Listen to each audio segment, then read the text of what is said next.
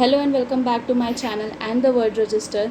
तो आज के वर्ड रजिस्टर में I have chosen some of the difficult words जो कि मल्टी सिलेबिक हैं। ठीक है, तो स्टार्ट करते हैं हम। तो first is word contagious. Contagious का मतलब क्या होता है ना कि ये हम किसी बीमारी के लिए यूज़ करते हैं, ठीक है, किसी भी डिज़ीज़ के लिए यूज़ करते हैं। तो जब कोई डिज़ीज़ छूने से फैलती है ना, तब हम क्या कहते हैं कि दैट डिज़ीज़ इज़ कॉन्टेजियस। ठीक है, तो मतलब क्या कि छूने से कोई बीमारी फैले तब हम उसके लिए क्या यूज़ करेंगे कि दैट डिज़ीज़ इज़ कॉन्टेजियस। ठीक है, उसके बाद क्या हो जाता है ना, तो एक्विप्ड का मतलब क्या होता है कि किसी भी पर्पस के लिए उसको पूरा करने के लिए आपको जो भी रिसोर्सेज चाहिए वो जब आपके पास अवेलेबल करा दिया जाए तब हम ये कहते हैं कि he is been equipped with whatever he needs. ठीक है, तो उसके पास वो सारी चीज़ें हैं जो उस पर्पस को पूरा करने के लिए चाहिए। उसके बाद क्या हो जाता है, स्टैगनेंट। तो स्टैगनेंट का मतलब क्या होता है ना कि नॉट एक्टिव एट ऑल।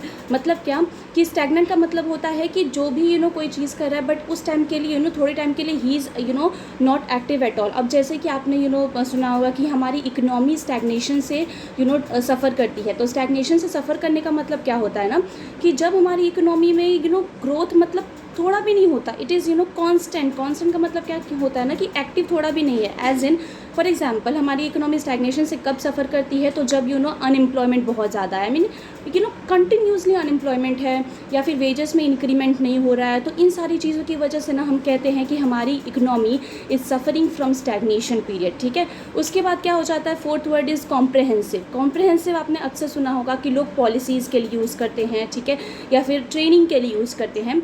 कि कॉम्प्रहेंसिव का मतलब क्या होता है ना कि जिस चीज़ में अगर कोई भी चीज़ कॉम्प्रहेंसिव, जैसे पॉलिसी कॉम्प्रहेंसिव है, तो हम क्या बोलेंगे कि उस पॉलिसी में ना सब कुछ आ गया। ठीक है, अगर आपको किसी चीज़ के बारे में समझाया जा रहा है तो मतलब क्या है कि उस चीज़ के बारे में ना उस पॉलिसी में सब कुछ आ गया या फिर नियरली सब कुछ आ गया। ठीक है, तो कॉम्प्रहेंसिव का मतलब क्या होता है ना किसी चीज़ में ऑलमोस्ट सब कुछ बता देना जो कि ज़रूरी होता है। ठीक है, उसके बाद क्या आ जाता है, तो हेल्यूसिनेशन का मतलब क्या होता है ना कि जब आप कोई चीज़ देख रहे हो, सुन रहे हो या फील कर रहे हो लेकिन वो चीज़ एक्चुअली वहाँ नहीं है। ठीक है, तो यार फीलिंग या you are seeing something that is actually not there. ठीक है, उसको हम हेल्यूसिनेशन बोलते हैं। हेल्यूसिनेशन को हम हिंदी में और क्या बोल सकते हैं, तो भ्रम होना। ठीक है, किसी भी चीज़ का।